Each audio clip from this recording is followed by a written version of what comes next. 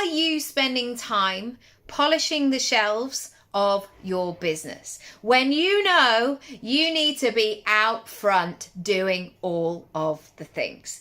I know it's so hard. I know, as a business owner, who's somebody who's really ambitious, who's got loads of ideas, who wants it today and make it happen, and I'm in that flow, it can be really difficult to not only have the time, the money, the resources, and the energy to make it all happen, but sometimes there's no instant guarantee that the hard work is going to pay off, or that you're going to do the things.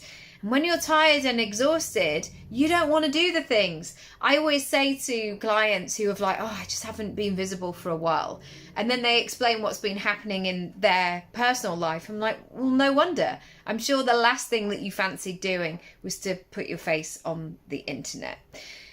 However, we have to check ourselves. And even if you don't have a physical space, which most of you won't have, imagine if you were running a shop.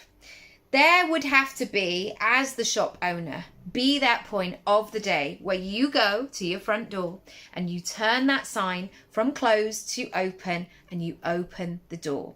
You put the lights on, you open the till, you get things ready for people to come and buy.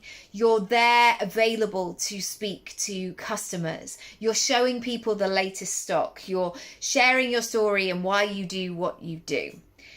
You are not in the back. If you have a physical space, you don't want people just wandering around going, oh, this looks all right. Oh, I'm not really sure what this is, and walking out, and just you being in the back room.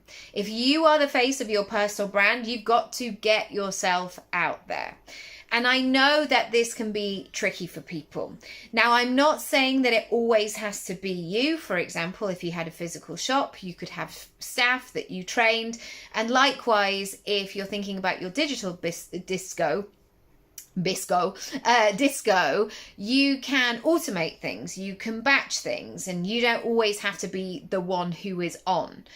But you staying behind the scenes, not making a decision, changing your fonts, fiddling around on Canva, they're all polishing the shelves situations back here. And they're not going to move your business. I mean, there might be a point where it's I've got to organize this stock room and get it sorted.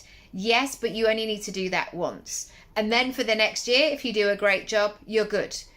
That's when you need to go out and start having conversations and being in the room and being in the conversations, even though it's the last thing you fancy doing. Always think, how am I opening up?